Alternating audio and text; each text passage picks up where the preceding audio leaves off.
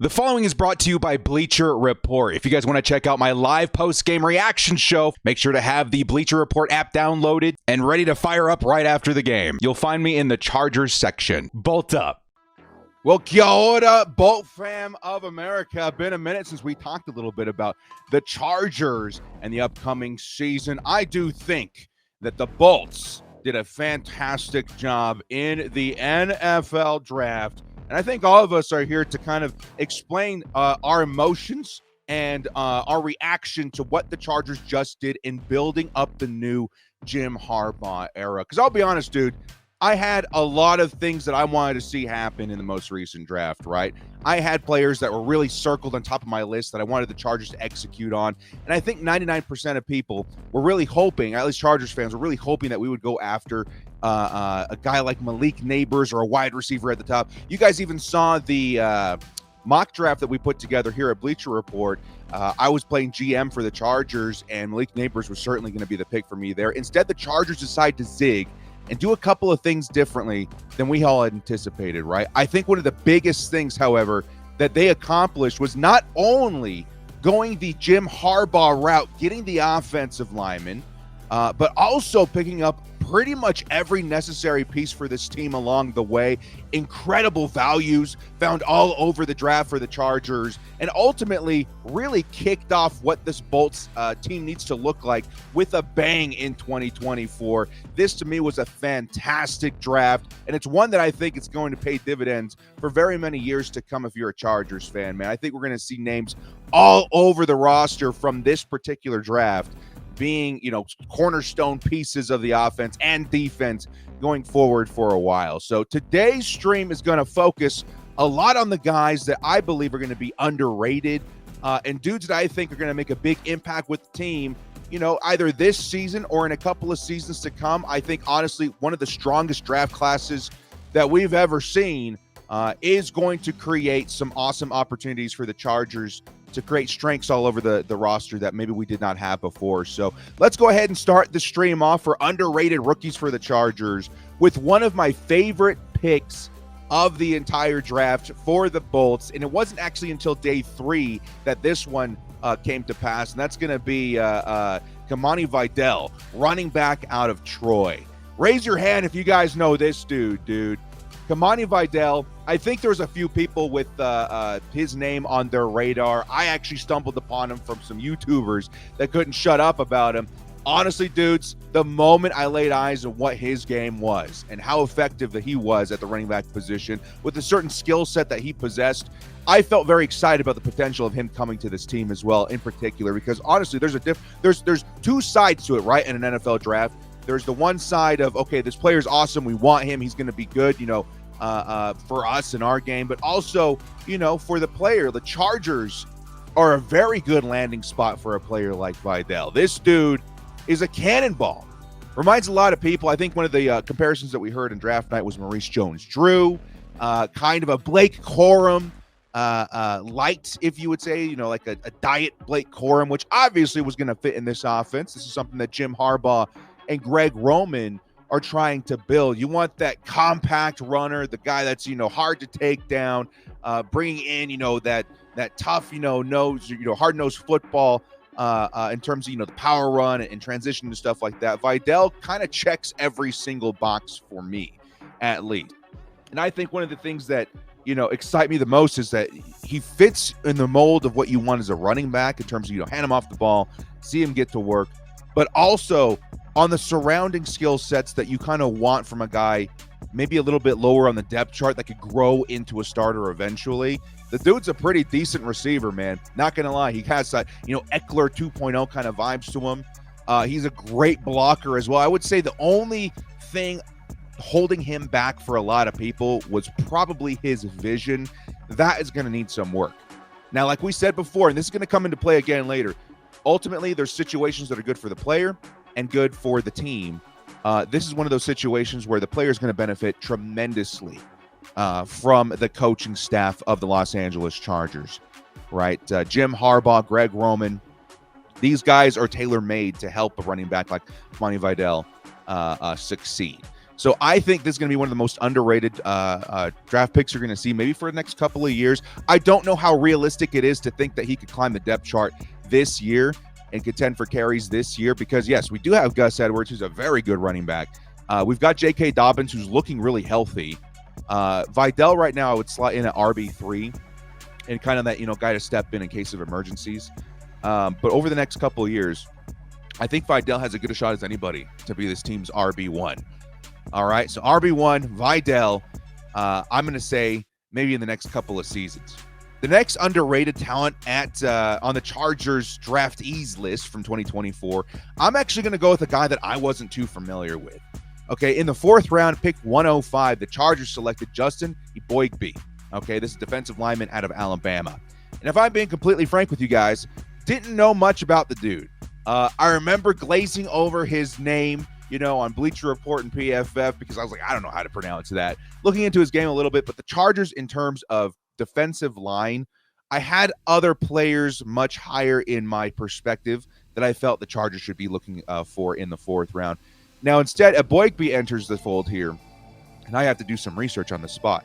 And I think a lot of people, not just me, I think my own, confusion at the pick or my own inexperience with the name does reflect around, especially when you start looking at where he was ranked. I think this guy was more in like the 5th, 6th round kind of range for a lot of people. So maybe not everybody got around to checking him out.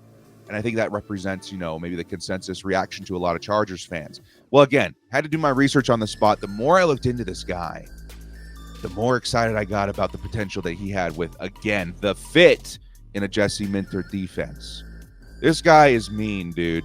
And it really reflects, especially with every draft pick, especially on defense. You look at defense, every pick really reflected this excitement and physicality that the Chargers are about to get with all these rookies. What I mean by that is that these guys are mean. They are physical. They are dangerous. They're going to get to the ball carrier, punish the dude. Eboigbe really is probably one of the best that you're going to find on the list of draftees this year in terms of who brings that. The dude, in terms of his just sheer power and motor and physicality, gets to the quarterback. Now, he's, funny enough, not the best pass rusher in terms of, his skill set measured up against his stats. But he is really, really good at getting through, the initial penetration and finding a way to get to the ball carrier, which has made him a pretty impressive run stopper. And when you look at the Chargers list of things to address this year, I think run stopping is near the top, right? We've got to figure something out in terms of the Chargers defensive line in that strength and weakness. And right now, the strength for the Chargers is the pass rush. That Bolts team is gonna get to the quarterback with Joey Bosa, Khalil Mack, Thule, Morgan Fox. We got that arena pretty well covered. It's the run defense that has struggled for a while. And what I saw in the Justin Eboigbe pick really does come down to his sheer power and relentless effort to get to the ball carrier in, running downs. And it feels like he's going to be very well suited to play that this season, which is very important to think about in terms of the Chargers' first 4 draft picks, we'll say. Every single one of the first 3 guys is a starter, and there is a position, there's a spot, there's a role on the team for Eboigbe right away in terms of rotating in for, those running downs. And I feel like he's going to be very underrated. I feel like a lot of us didn't really know who he was. And for those of you guys, congratulations if you did. I certainly didn't. And I think I'm going to be proven wrong in terms of, my lack of foresight and his effectiveness for the Chargers even this season. So Eboigbe, he's a great project for Jesse Minter going forward. But if anything, I think he's a very good immediate run-stopping threat for the Chargers. All right. Moving on to the next guy that I think, yes, underrated is kind of a weird thing to say about your first overall pick in the NFL draft. But it's something that needs to be said. Okay, I won't spend as much time on this guy as the other guys because I do think underrated does come with a certain definition. But Joe Alt, to me, is going to be maybe underrated in terms of our expectations this year. And it's because, a lot of us had expectations, like I said at the top of the show, for the Chargers to go wide receiver in this pick. Malik Neighbors and Roma Dunze were still available. And that's kind of the majority of, what we saw in mock drafts for, the Chargers and creators like me and even, talking heads on the internet. Like, everybody assumed that the Chargers were likely going to be going wide receiver. Some of the top guys are saying, hey, man, he's going offensive line. Let's not confuse things. This is a new Jim Harbaugh era, in which a lot of us, ignored that fact. But instead, even with all of the signs and all of, the especially the mock drafts like a few days before, Chargers fans were really thrown, by the fact that we went Joe Alt at pick 5. Now, my initial reaction to that pick was relief, because at the time there was a lot of talk of J.C. Latham being the pick at 5, which I didn't feel was worth that high of draft capital. Maybe if the Chargers traded down, but certainly not sticking and picking. My initial reaction was relief. Oh, man. Joe Alt, at least. If you're going to go offensive line, you got to go Joe Alt, because this guy's going to be special. This guy is underrated because I don't know if everybody understands the caliber of player he is in comparison of his peers. And what I mean by that is it's very easy to see that with the wide receivers, right? Malik Neighbors, Marvin Harrison Jr., Roma Dunze. Those guys stand out because of their skill position, right? It's easy to see why those guys are a step above the rest. With offensive line, it's harder. You got to go a little bit deeper. You got to dig a little bit more. And Joe Alt is as special as those 3 receivers at his own position. I'm going to say that right now. He is different. He is a physical freak. The dude is 6'8", 6'9", 330 pounds, and crazy athletic for his size. You don't see that ever, right? The last time we saw an offensive lineman with this much upside, it's only been a couple of times in the last, decade? It's been Tristan Wirfs and Penei Sewell. That was it for those 2 guys. And they don't come around often enough for any team, everyone to get comfortable and say, we'll get the next one. Next year there's going to be another Joe Alt. There's probably not going to be another Joe Alt for the next 3-4 seasons. He's special. And the Chargers were not going to pass up on that. So the reason I'm putting him in my underrated list is because even though he's our first overall pick, I think there was a lot of emotion behind it because he wasn't one of the top 3 receivers. And maybe everybody doesn't quite understand the impact that he's going to have even in his rookie year. Some people worried about his transition to right tackle. I'm in no way worried about that. They said the same thing about Penei Sewell, who did take a little bit of a curve to get there, but now he's the highest paid tackle in the NFL and highly regarded as maybe the best tackle, up there with like those, top 3, like, the Williams and stuff like that, Trent Williams. Joe Alt is going to be awesome. He's going to be special. He's going to open things up on the run that we've not seen as Chargers fans since the days of LT. And I would credit a lot of that to like Lorenzo Neal. He's going to help things in terms of passing protection that we've not seen in a long time at the right tackle position. As a matter of fact, I did a little bit of research myself, going all the way back. I think the Chargers, as a matter of fact, I'll get the list right here real quick. The Chargers have not had a reliable right tackle in very many years. Okay. I think going all the way back, you had Joe Barksdale. You had guys like Trey Pipkins, Sam Tevy, Storm Norton. Lots and lots and lots of players. Like so far back, I can't even tell you. And the Chargers have been and its fans have been begging for some help at right tackle for a very long time. Justin Herbert's been getting some help. Rashawn Slater, that left tackle position, very important. We hit on that. The Chargers got themselves a first-round pick in the guard, in Zion Johnson. Jamari Sawyer has a lot of upside. Now Joe Alt being another first-round pick.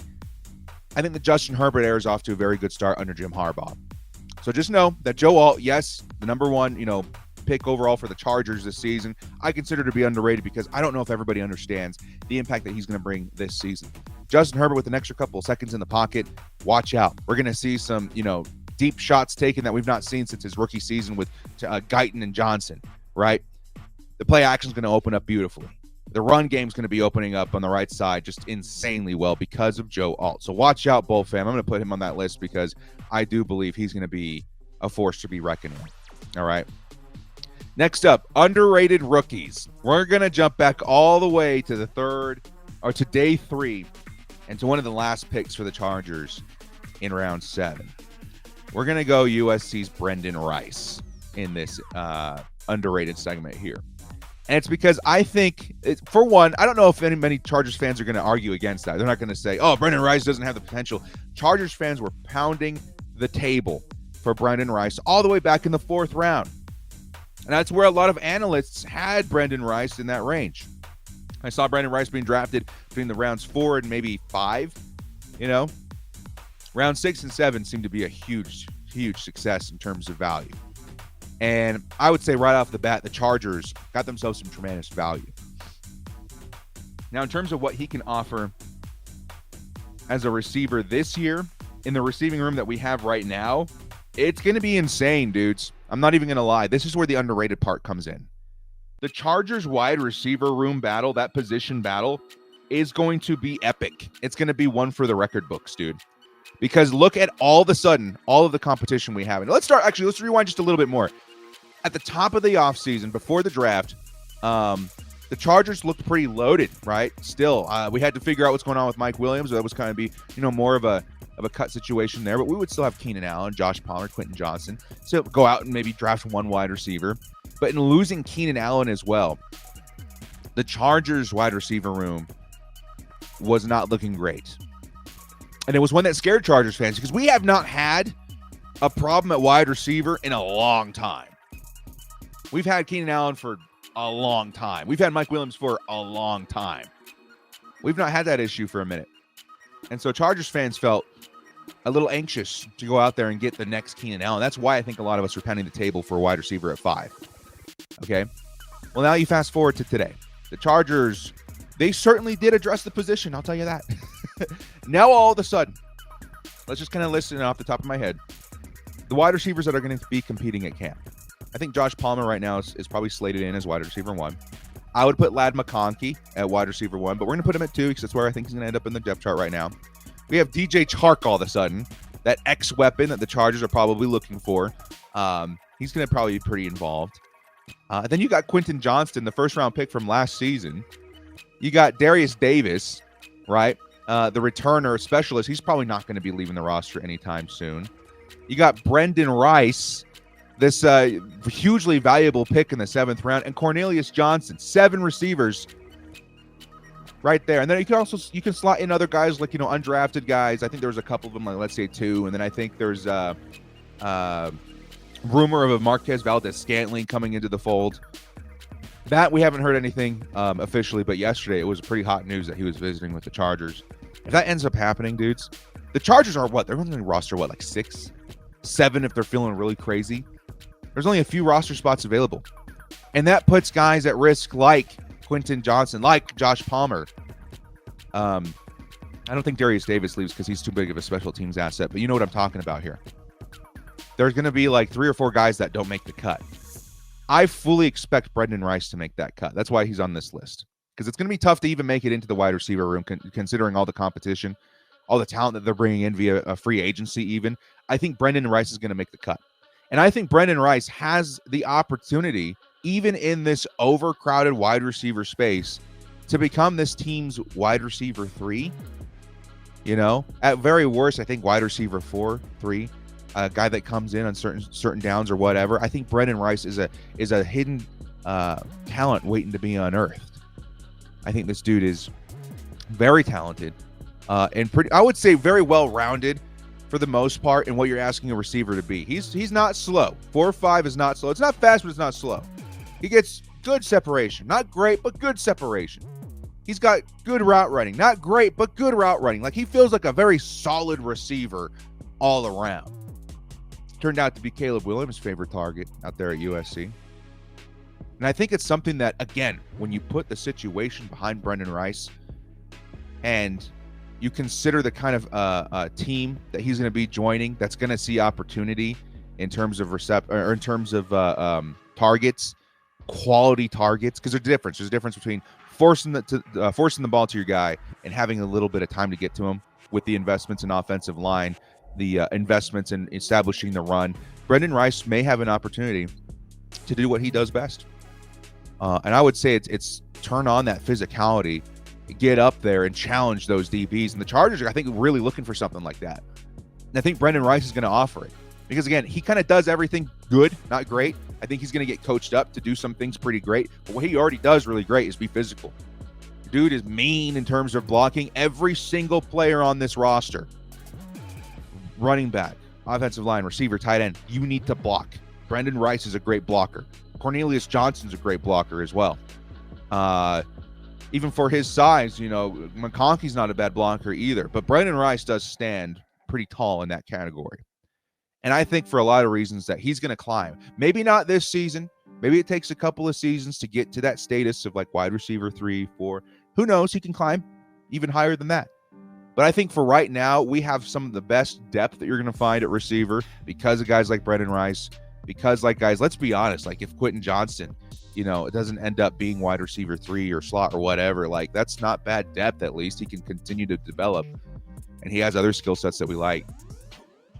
But Brendan Rice really could end up being something super special. So I'm going to say he's underrated. I say this season, at very minimum, he's providing the Chargers with some premium depth. But I think he's got the potential to contest for more targets, to contend for more targets this year. Because I think that he has that well-roundedness that you're going to be looking for if you're Justin Herbert. Okay? Last guy I want to go over here in terms of my underrated Chargers selections in terms of 2024 NFL draft.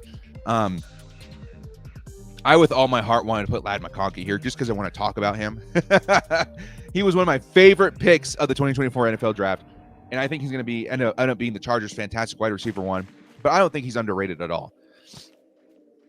I think there's one player that's not getting enough press, which is kind of crazy because he's getting plenty of press, in my opinion. I think there's a lot of guys out there that understand how good he's going to be, but I want to pile it on because this pick is tremendously special for the Chargers, for Harbaugh, and in particular for Jesse Minter.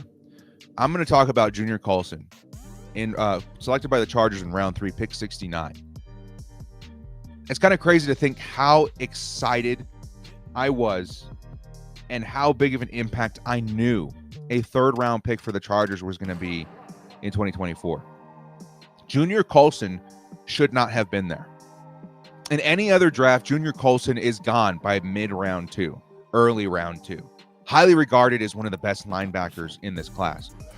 One of the biggest reasons I think that he fell was because of the oversaturation of talent everywhere else. Skill position was just kind of overflowing this year, right? There were wide receivers everywhere. There's good depth at cornerback. There's a whole lot going on in this draft that pushed Junior Coulson down to the Chargers in round 3.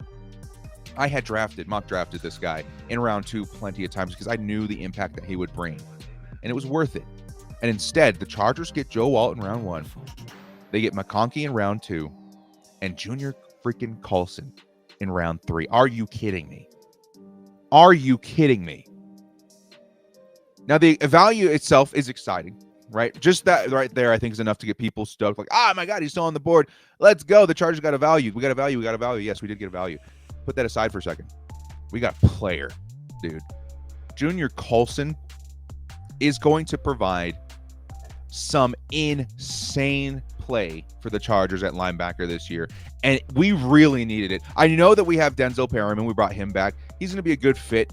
He's nice and physical, what the Chargers want to become. We got Dan Hanley, who's got all the potential in the world to help us out in terms of coverage. But Junior Coulson's, he's the full package, dude. He is the best, I think, tackler in this draft. The Chargers needed that. We need consistency in tackling. He's a very good zone defender. So pass coverage, check that box. Chargers needed that.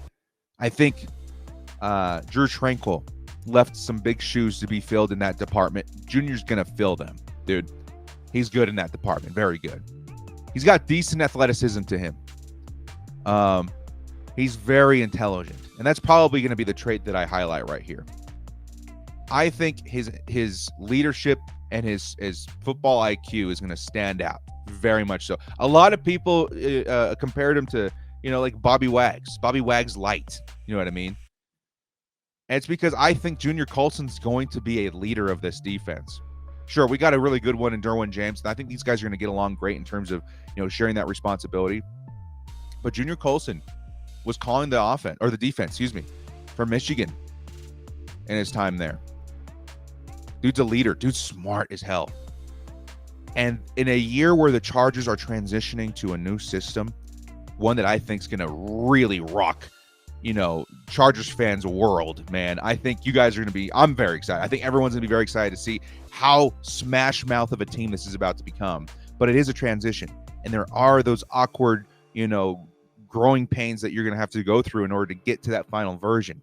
Junior Coulson, he was like a shot in the arm in that direction, man. Like, he is going to help that transition out so much.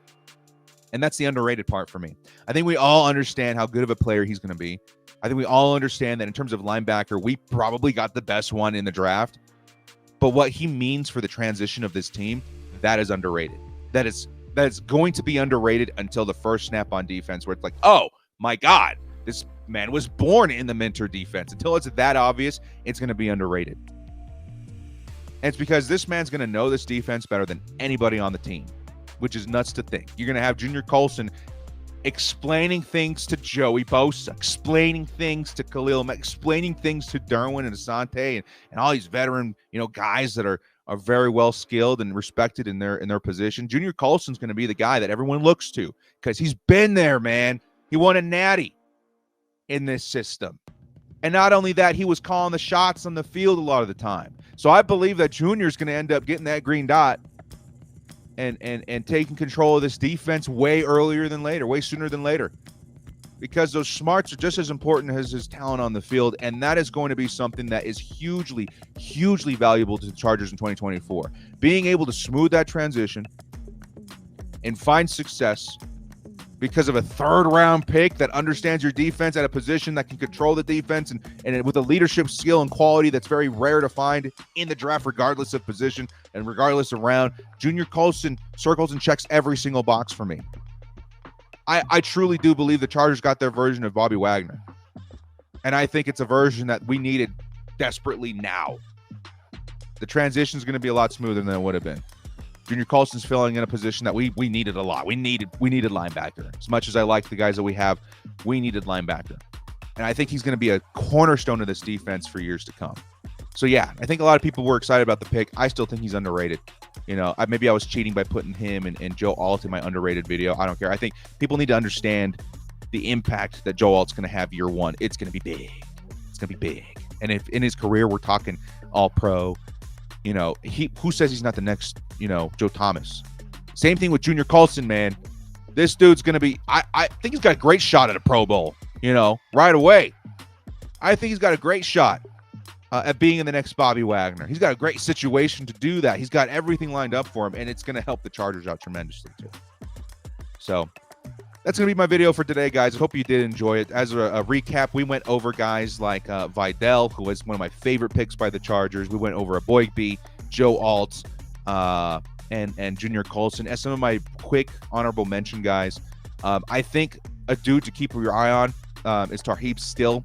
I think this dude, again, maybe a bit of a reach for the Chargers, but he checks a lot of boxes to what they want to be. Tarheeb Still, very physical, very versatile, plays inside, outside. He's going to be a weapon for this defense, surely, for the Bolts. Cam Hart, I think this dude, and again, I was really struggling whether or not to put him or Junior on this video, but Cam Hart, guys, this dude has as good a shot as anybody to be our cornerback 2 this season, our outside corner opposite of Asante Samuel. This guy is insane. If he can clean up a bit of his fluidity and a bit of his coverage, like if he figures it out with the Chargers, watch out. He is lean. He is mean. He is physical. He's 6'3". He's pretty fast. You add all those traits up with a bit of coaching up, I think Cam Hart could be absolutely insane. Okay? Outside of that, Cornelius Johnson should be a pretty solid guy to compete for a spot on the roster. It's not guaranteed with all the people, coming in for that. And of course, Ladd McConkey, the last guy we didn't really talk about, one of my favorite picks of the draft. No explanation there. Okay? Well, guys, thank you so much for joining me. This has been the Director on Bleacher Report. If you did like what you saw here, hit us up with a follow. We'll see you next time. As always, bolt up, stay frosty, and look out for Kamani Vidal, man. That dude is going to be a beast on the Chargers in no time.